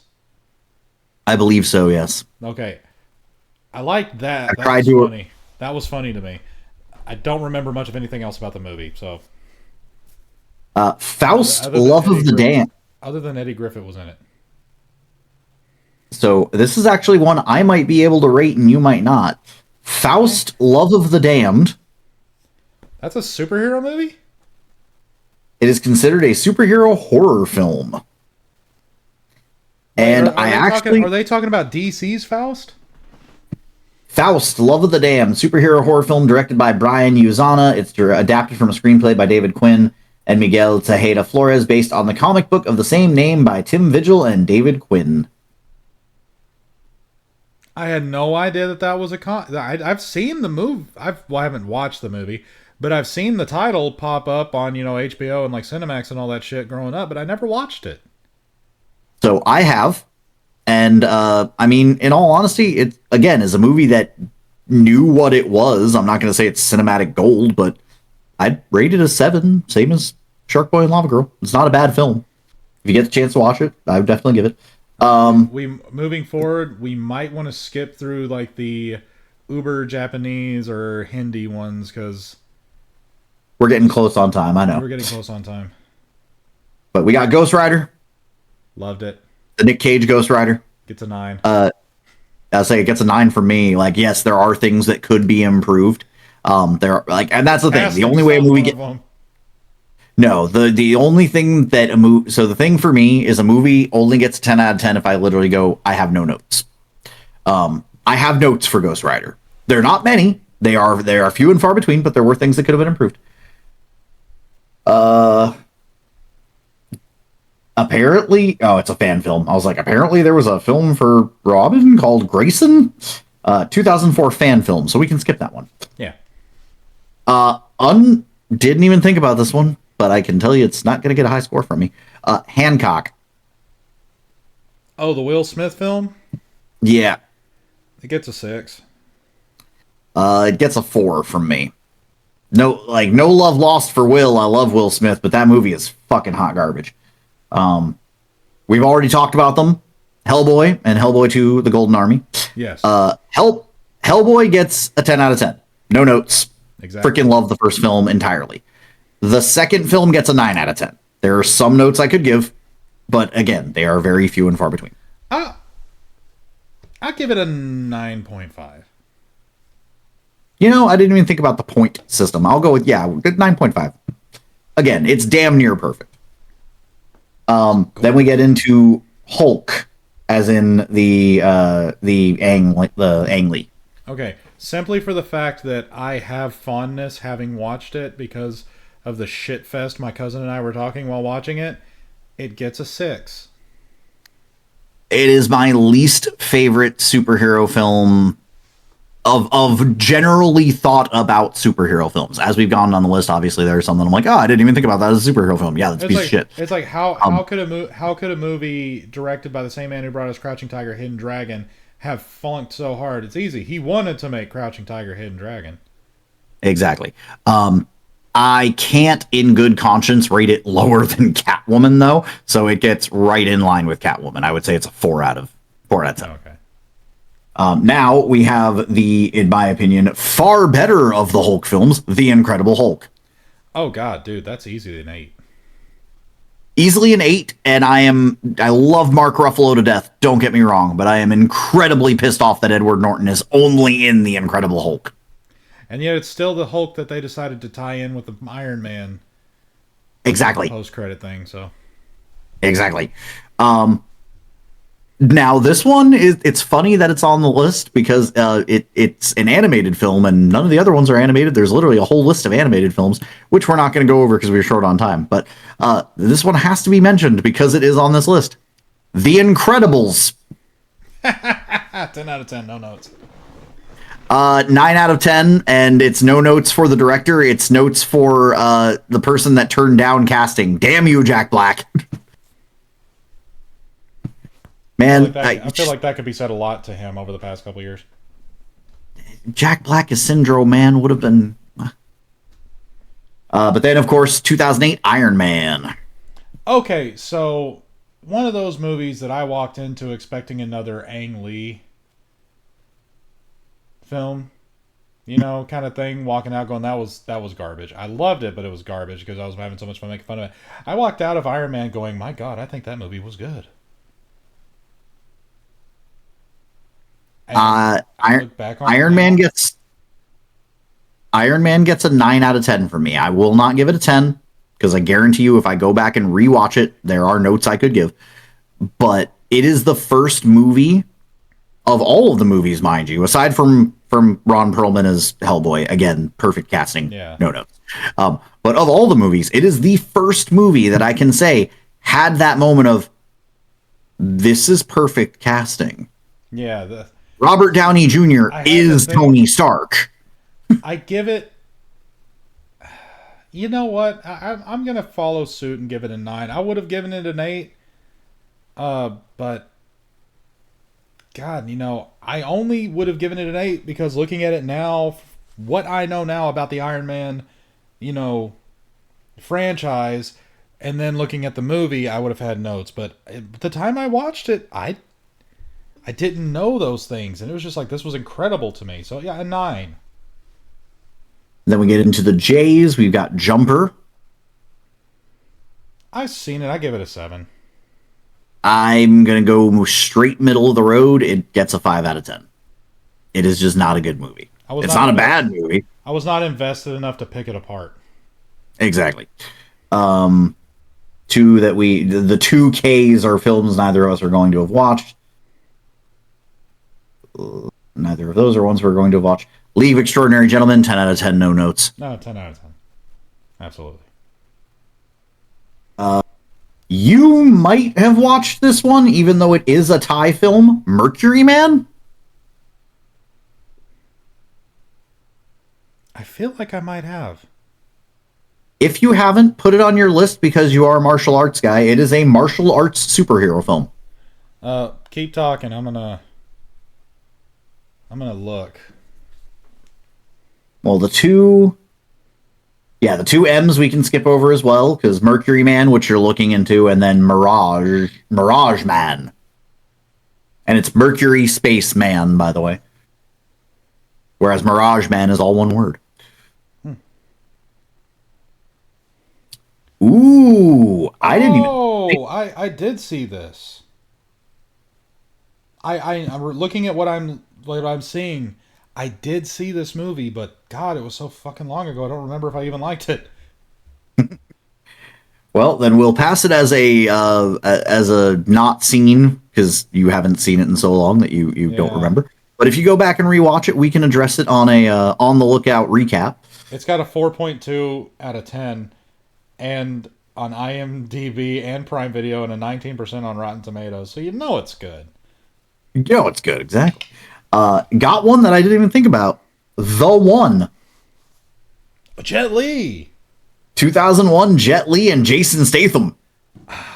Okay, so legitimately, I give the one a 7. I'm right there with you. I give it a 7 as well. It was fine. Little the timey wimey stuff gets a little too wibbly wobbly for me. I can agree with that, but I will also say that I would almost venture to say, now granted, I have not gone through his whole videography recently by any stretch of the imagination, but I would venture to say pretty much any Jet Li film probably is a minimum 7 out of 10. Yeah, Jet has done no wrong. he's had interesting choices Indeed. in his films, and you gotta love him for it. 2009 film called Push starred Chris Evans and Dakota Fanning. I feel like I've seen the title somewhere, but I have no knowledge of this film. It's gonna have to get a passed over because I don't think I've ever seen it. Taking off my headset so I can't hear you for a second. Not that I don't want to hear you, but I had to fix my hair. Shit, piss cocksucker, dick prick, motherfucker. Okay. Shit, piss, cocksucker. I was going shit, piss cocksucker, dick prick, motherfucker, takes piss, come back to her from a whore. All right, I'm gonna need you to censor yourself during the editing. Okay, I'll actually do that. Beep, beep, beep, beep, beep, beep, beep, beep, beep. Beep beep beep beep beep. Silverhawk. Nope, that's okay. We're just bing bang boom here because we've literally got them back to back to back. Spider-Man, Spider-Man 2, Spider-Man 3, the Raimi films. Let's see. 9 out of 10, 10 out of 10, 3 out of 10. I will go 9, 10, 4. Fair enough. I hate unnecessary dancing in films. Okay, I've got one that we have to spend at least a smidgen of time talking about because my dad would beat me if we didn't. By that I mean Kindred, not my deceased father. The Spirit. The Spirit. God, that was a while ago. 2008. That was a year after I graduated. So herein lies the rub. As much as my dad will probably disagree with me on this, I'm going to give it the passable grade here. I'm going to say that it is a 7 out of 10. It is not flawless, but it does the black and white with red for, accent so beautifully. It does the noir with red accent so beautifully. It is a really great superhero detective story, which is something you don't get a ton of. And it gives me hope. If they use it as a guiding rod, it gives me hope for a Spider-Man noir film. Which we're supposed to be getting, starring Nick Cage. I'm gonna give it a 7. We have Superman Returns, which is I just want to say on that note, it was a weird movie. Oh, The Spirit? Yes. It's when you come into it not like having a whole lot of fandom behind it or having any knowledge of the fandom behind it. It's a weird fucking movie. But I was entertained, so. Oh, yeah, absolutely. We got Spider-Man 2, the Richard Donner cut, and Spider-Man Returns. I've not seen the Donner cut, if I'm being completely honest. Neither have I. So just going off of the original Spider-Man, or not Spider-Man, the original Superman 2, 6 out of 10. Yeah.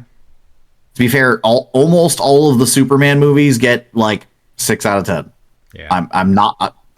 I am not a huge Superman fanboy. Matter of fact, might be a slight hot take, but arguably my least favorite superhero. Period No, between Marvel and DC. he's mine too, and it's because of the thing is like when a hero gets too powerful,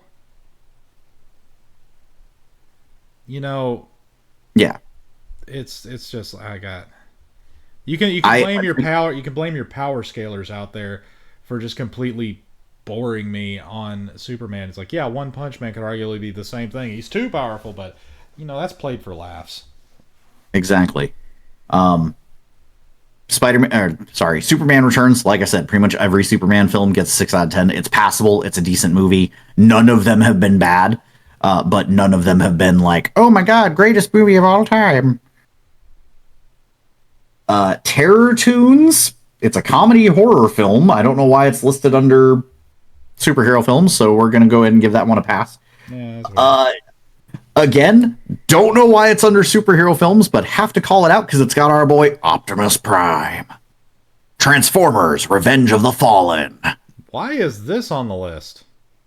I don't know, but I give it an 8 out of 10. I mean, I like Optimus Prime. Yeah, same. I give Optimus Prime, his credits. He's cool, but he's not a superhero. No. I'm going to loop back because this is the other film I wanted to talk about.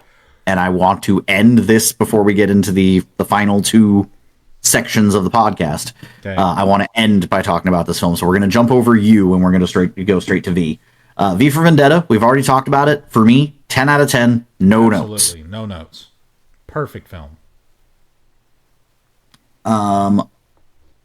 And the other two, I had never. One of them is foreign, and I doubt either of us have seen it. And the other one is not listed as foreign, but I definitely haven't seen it. You ever see a film called Volta? No. Yep, I don't know Vampire Cop Ricky or Volta. Vampire Cop Ricky. Vampire Cop Ricky. Nope. Can't say I do.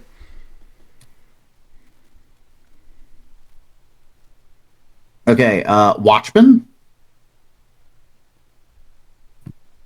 I give it a 7.5. 7.5, 8.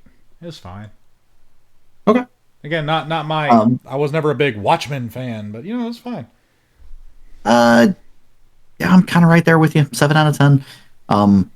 I like the film, and then I hate the film. Like, It's like so they're superheroes, but they're all horrible people.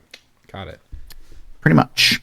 I mean, and my favorite character gets, spoiler alert for those listening that haven't seen Watchmen. 5, 4, 3, 2, 1. My favorite character, Rorschach, gets turned into a fucking blood puddle. So, yeah, doesn't exactly make me want to finish the movie. Wasn't really fond of that one. I love Rorschach, not fond of that. And for those who don't know what we're talking about, Rorschach is what happened when you mix Batman with the Question. Yeah, pretty much. Which, I mean, I still love the character, though. Yeah. To be fair, he's the only Watchmen, aside from the comedian, he's the only Watchmen character I like. Then we get into the X category, which is dominated by 4 films. X-Men. The original X-Men. 9 out of 10. The 2000s X-Men. I agree. 9 out of 10. Had they put them in the yellow spandex, 10 out of 10, no notes. Oh, yeah, no, that was my only problem, too. X2. I give that one another 9. I found myself quite enjoying that, because that gave us Nightcrawler, didn't it? Yes, and that is where it gets a 9 out of 10 from me. X-Men Last Stand. X-Men Last Stand. That was the Phoenix one, It's right? It's the one where they have the cure for mutations. Okay. That one,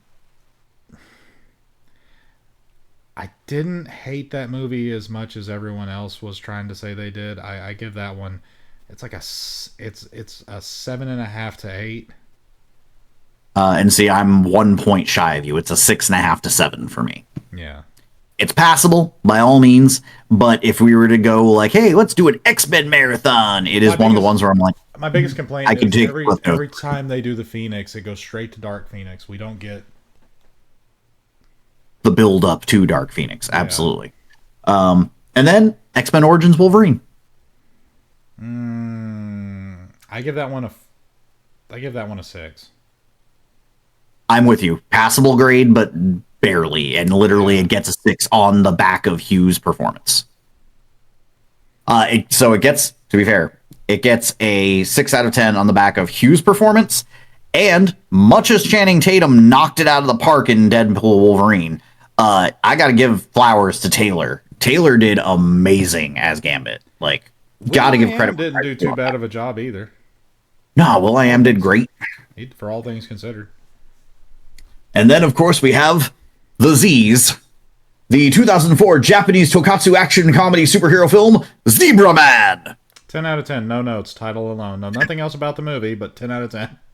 10 out of 10, no notes. No notes. Actually, as I hover over the and get the image, I got to give it a 9 out of 10. Not enough white.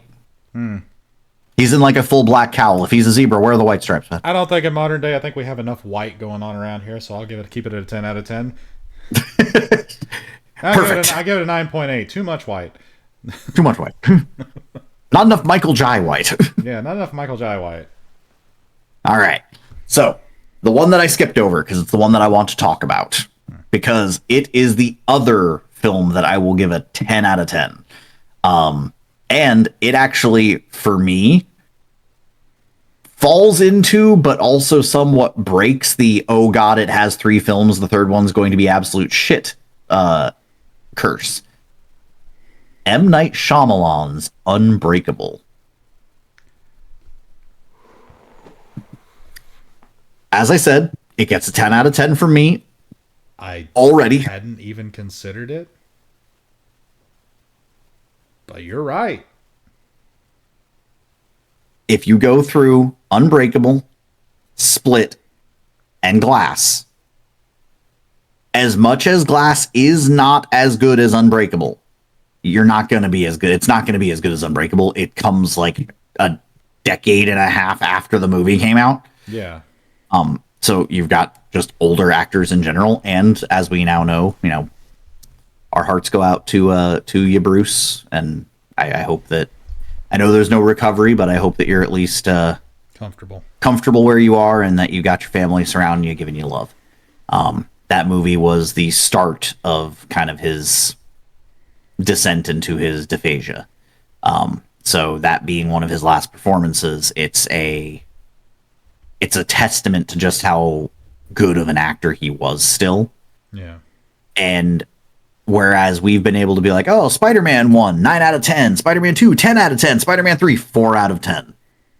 I would say it's literally, now granted, this is getting out of the 2000s, but it's 10 out of 10 for Unbreakable. I would say it's an 8 out of 10 for Split, and it's still a 7.5 out of 10 for Glass. Yeah, I'll go with that. So that's, I mean, it's one of those things where you don't think about Unbreakable as a superhero movie until you remember it's literally Mr. Glass is a supervillain. Yeah. It's based around comics. Like, no, I definitely got to go with that. Like, I hadn't considered it, but thinking about it, I those are fair scores. All right. Now, do you want to do characters or do you want to do this line, that guy first? Let's do characters because we can finish on this line, that guy. Like we know what we're doing. Okay. But to keep things light, you pick one character from any of the movies that we've talked about today. Okay. And I've already picked mine. It's from any of the movies that we talked about today. And we're going to go back and forth, and we're going to try to guess who each other's character is. Now, we don't have anything on screen to show who we picked, and we're not going to. We're just going to have to trust that the other person's going to be like, no, that's not who it is. Yeah, I don't know what you're talking about. I don't know what you're talking about, man. Okay, and I will start first. You can these don't have to be like 20 questions, yes or no. If a specific question is asked, a specific answer can be given. So I'm gonna go first. Is your character Marvel or DC? Marvel. Marvel. Okay. Then you ask me one. Same question. Is your character Marvel or DC? Marvel. Okay. Okay. I won't try to dig too deep into there. Is your character in a lot of Marvel films? Have they made repeated appearances in Marvel films? Yes. Yes. Okay. Is your character the main character of a Marvel film? No. Okay. I will give that it's hard to say who the main character is, but I would not classify this character as a main character. Okay. Is your character digging a little in here? Is your character the member of a team? Yes. Okay. Is your character a hero or a villain? A hero, Okay. mostly. Okay. Is the film your character from one we spoke highly of? Yes and no. Oh. Okay. Is your character a mutant? Yes. Okay. Is your character a hapless astronaut who wound up in a weird energy field? No. Damn, I thought it was one of the Fantastic Four. Is your Does your character have an affinity for the color red? No, Okay. I don't think so. Not that I've ever seen. Okay. So Marvel, we spoke highly of it, but also no. Is a member of a team. Is your character played by someone who's played other characters in the same franchise, or not the same franchise, but the same Marvel? Hold on, because I don't think so. Okay.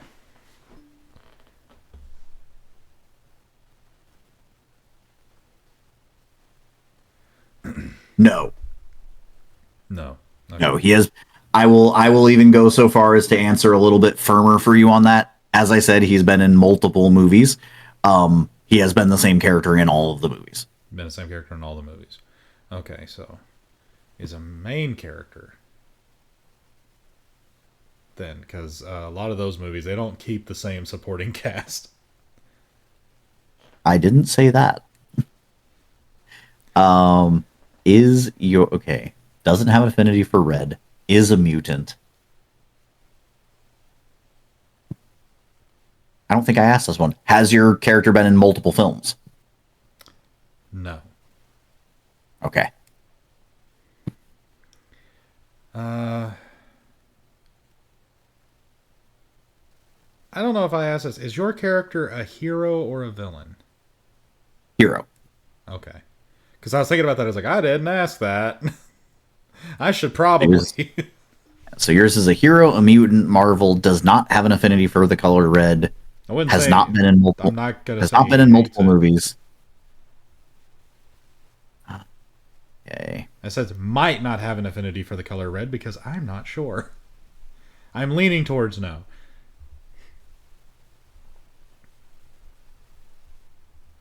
But he hasn't been in more than one film, so it's not Blade. Is he a mutant? No, he's a vampire. That's why I was like, he technically wouldn't count, but if you misremembered, it's entirely Yeah. possible. Um,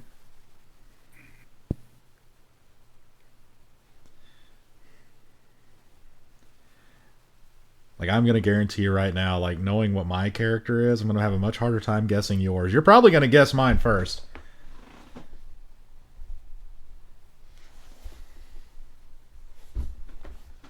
is your character older or younger? Then who? Just a general age range. Would you consider them older or younger? Younger. Okay. Uh, I don't want to be like that same question guy. Does your character rely on weapons or innate abilities? Innate abilities. Innate abilities. Okay.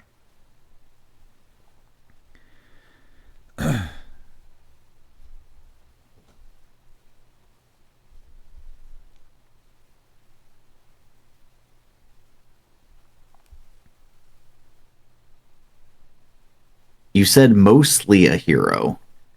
Mostly. Like 98 to 2%. Good to bad. But he hasn't been in more than one movie. So it's not Spider-Man.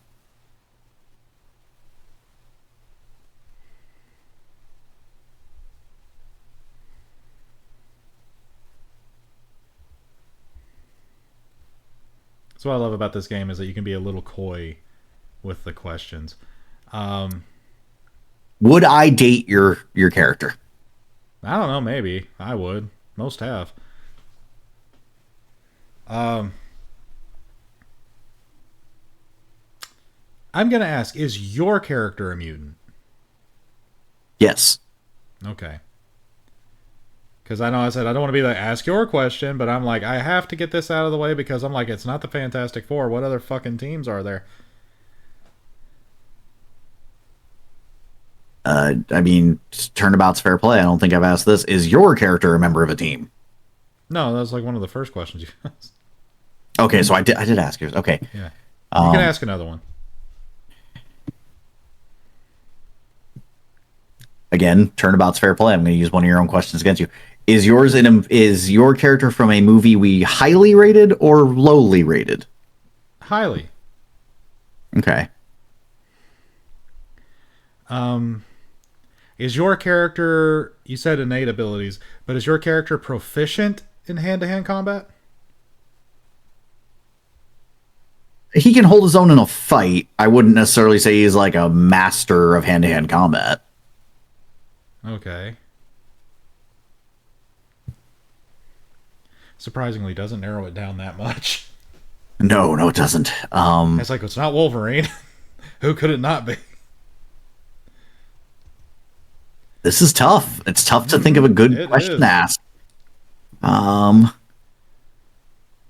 I thought I would have given it away with, you might. Most have.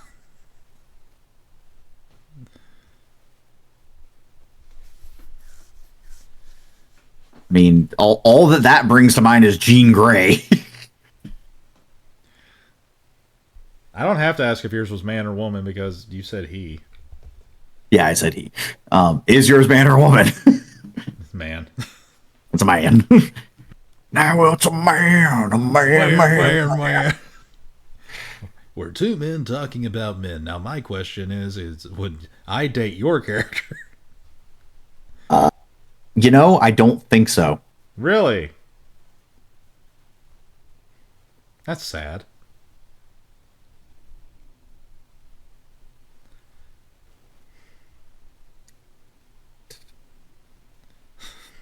The problem is I'm stuck on, okay, they're a mutant, but they've also only been in one film. Yeah.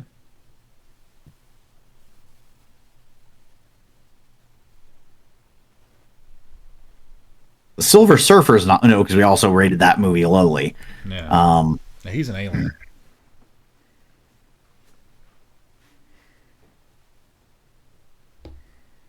I mean, V is technically a mutant, but I also don't think everyone's dated V. Well, I also said he's a member of a team.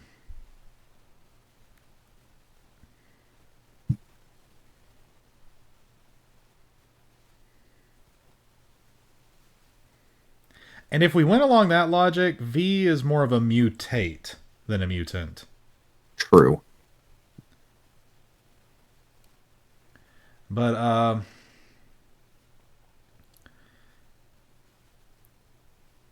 has your character appeared? You said they've played the same person in all of their movies. Hmm.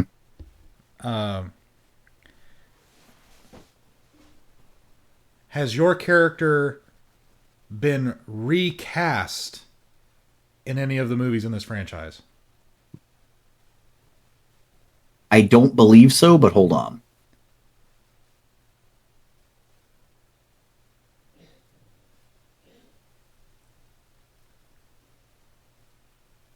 He has been recast once. Okay. I might have an idea who your character is.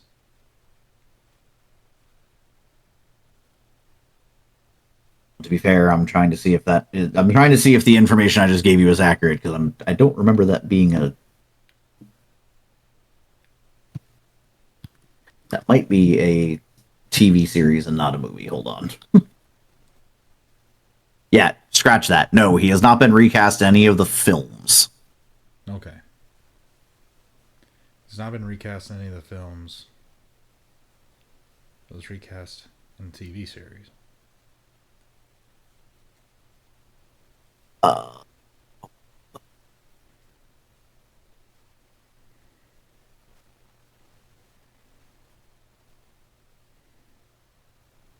You know what? Fuck it. He did only appear in one of the films that we talked about. Is your character Gambit? No. Okay. You're in the right. I'll give you this. You are in the right franchise. Okay. You are in the right franchise. To help narrow it down, is yours in the X-Men franchise? Yes, he is.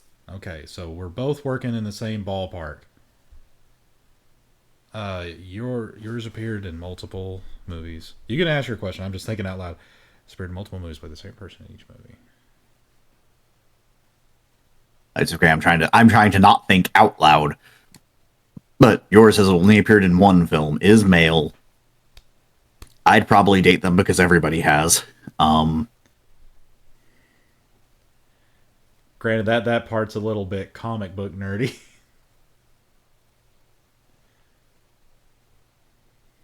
It's not Gambit. No.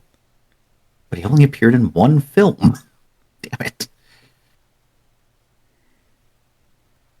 You feel free to ask the number.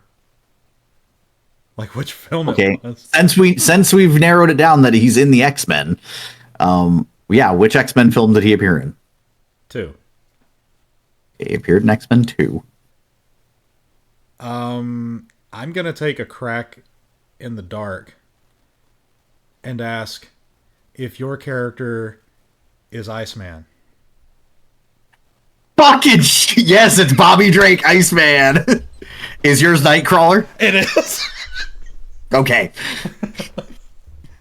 I was like, oh man, it's gonna come down to which one of us guesses first. Now the only thing I have to check because I can't remember, I was legit thinking. I was like, okay, if he picked Charles Xavier, I could ask if he'd been recast in any of the movies within the franchise, think of the whole X-Men franchise. But then when you said no, I was like, so we're sticking solely to the first 3 films. There's really only one person I can think of. Yeah, no, and you're right. He was not in Last Stand. I thought he was. No, he left. They even mentioned. Yeah. I think they even mentioned it that he leaves because he didn't like the violence. But yeah, okay. Yeah, we're past 11 o'clock my time. We need to hurry up and get to the. Let's get this done. Let's get this done. Right. We have 4 choices. I will let you pick from them. You, of course, can pick first. We have the iconic Green Goblin Godspeed Spider-Man speech as done by Winnie the Pooh. We have Bruce's speech on fear from Batman Begins, as done by Christopher Walken. We have Magneto's speech on mutants from the 2000 X-Men film, the one that begins of "You are a god among insects, never let anyone tell you different," as done by Optimus Prime. And the Spider-Man 2 Doc Ock fusion rant, "The power of the sun in the palm of my hand," as done by Spawn. You get to do the old, I don't ever get to break this voice out that much. But, the funny thing is, of all those voices that we've listed, the one I can't do well is Christopher Walken. Which is exactly why I'm going to choose that one. Okay. People need to see Gonna me vulnerable. give it a try. What was the speech again? It is the Batman Begins Bruce's speech on fear, the one that begins with "It's not who I am underneath, but what I do that defines me." I did used to dabble in a Christopher Walken. And it's funny that a lot of people learn this when you do impressions. You have a lead-up line. Something that you say that sets you in the character, kind of gets you on the tracks.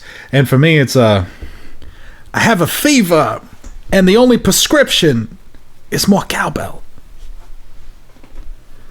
It's not who I am underneath, but what I do that defines me.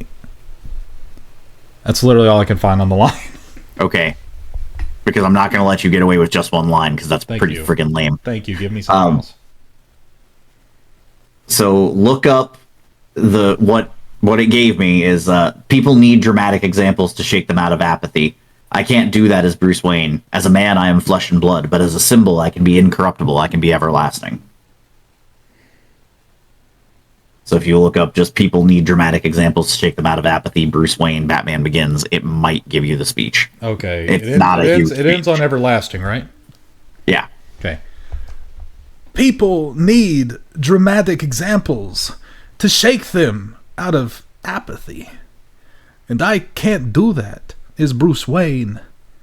As a man, I'm flesh and blood. I can be ignored. I can be destroyed.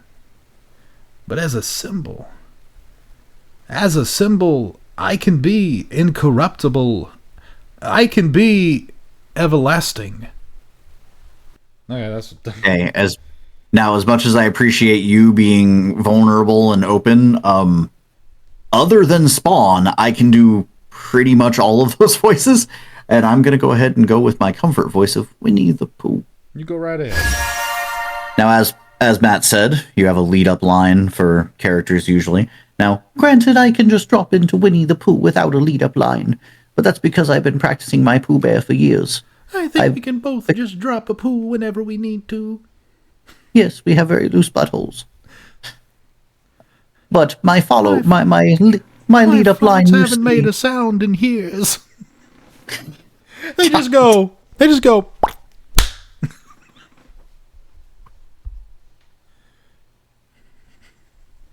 No, my lead-up line used to be from the iconic Christopher Robin movie. Christopher Robin.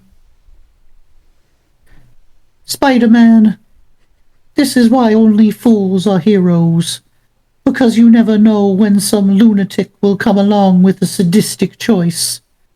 Let the woman you love die, or suffer the little children. Make your choice, Christopher Robin, and see how a hero is rewarded. Don't do it, Goblin! We are who we choose to be. Now, choose. Don't do it, Pooblin. Don't do it, Pooblin! The green Pooblin. Green Pooblin. Yeah, that's what happens when you eat too much fast food, too much greasy food. Yeah, you get the green Pooblin. Drank too much Gatorade. I had too much blast. Blah, blah. But That has been this edition of that guy, this line, or this line, that guy, or two guys, one cup. Whose line? Two guys, one line. Ooh, ooh. New segment. Two guys, one line. Two guys, one line. We both have to do the line. We have to do one line, but we have to make the other one laugh. Yes, I'm okay with that. I love that. Okay. Well, there you go, listeners. You've heard what will be coming up on the next episode. We'll be adding a new segment. Actually, I think we're going to go ahead and give it a trade now. I think you and I should talk about something next time around that's very near, dear, and something we're both very passionate about. We need to go into our pet peeves and our methods for voice acting. I am absolutely okay with that, and I also figured. So this is episode 3. We've told them that they get the first 5 episodes of On the Lookout for free before we'll be putting it behind a paywall on the Patreon. Now, granted, you no matter what, Popo and I both love y'all. So we will never keep things completely behind a paywall when it comes to the On the Lookout podcast. You'll get the episodes 3 days later on YouTube. But if you want to get them 3 days early, they will be available on the Patreon for the minimum. We can put it on a week delay. We drop these Friday, and as they drop on Patreon, the episode the last week will drop on. Will drop on YouTube. I can agree with that. I think that's solid. So that's what we'll be doing there, guys, gals, and non-binary pals. If you opt for the $5 minimum on the Patreon, then you will get early access to the On the Lookout podcast, as well as you'll be able to join in on our watch parties as we get into doing those. If you guys go for some of the higher tiers, we'll have some additional perks, like being able to do a one-on-one call with myself or Popo for some voice training if you're interested in becoming a voice actor. We will be releasing a cookbook through the Patreon before too long, hopefully by the end of this year. Yes, the cookbook will have 2 different versions. You guys on the Patreon, you guys will get access to the digital deluxe version as long as you are a subscriber. And then the goal is to put it through Kickstarter and actually get it published and be able to have physical hard copies as well, with some pictures of the food and such as we cook it. And through that Kickstarter, we'll be able to do a version 2.0 of the cookbook that will hopefully include some of you guys' recipes. Our top contributors will be given slots in the book under a chapter called Maggots Meals, where you will all get to contribute your favorite recipes and the instructions on how to prepare those meals in the cookbook. Now I'm workshopping that section title though, because I don't know how I feel about having the word maggots in a cookbook, but we'll talk about that later. Hey, this is going up on Patreon. You go to the comment section. You tell me. This is true. But as I said, this is episode 3. So episode 4, as we just said, we'll go ahead and we'll dive in. As you know, Popo is at this point, pretty well-versed voice actor. We're doing a lot of work through Villain Support. I myself have been voice acting longer than he has, but have been in less projects. Because I got so lucky that they wanted someone who does the impressions that I do. Hey, ish happens. But I will never frown on my brother having some well-deserved work. I will say. But so episode 4 will be us discussing our voice acting, and episode 5 will be something that has been long awaited by the fandom. I want to do a Popo Q&A. And we will do this is going to be, we're going to do our own Inside the Actors Studio with Mr. Popo himself here, Matt. And I will do the questionnaire from Inside the Actors Studio, and I'm gonna double load on questionnaires. We will borrow from my good buddy, the enigmatic, the unstoppable force that is Mr. Stephen Colbert. Now, Colbert, we will do the Colbert questionnaire. Ah, yes, Solbert. Oh, God, I can't wait. So yeah, so episode 4 will be us discussing our pet peeves and certain little tips and tricks for voice acting. Might even do a couple, may even do some extended editions of this guy, this line, that guy. Do more than one take of it. And then episode 5 will be the Popo Q&A, and that will be the final freebie episode of On the Lookout. So keep an ear out for next week. But as always, I've been Derek, aka Kami, CEO and founder of Atop the Lookout Productions. And remember that you are deserving of love. You are loved because I love you. And in all that you do, above all else, do good. And I am Matt, aka Popo. Kami, what the hell is my role in this company again? You are the Chief Content Officer, the CCO. Yeah, the CCO. Oh, right, I'm supposed to do an outro. I'm no good on the spot. Wipe front to back.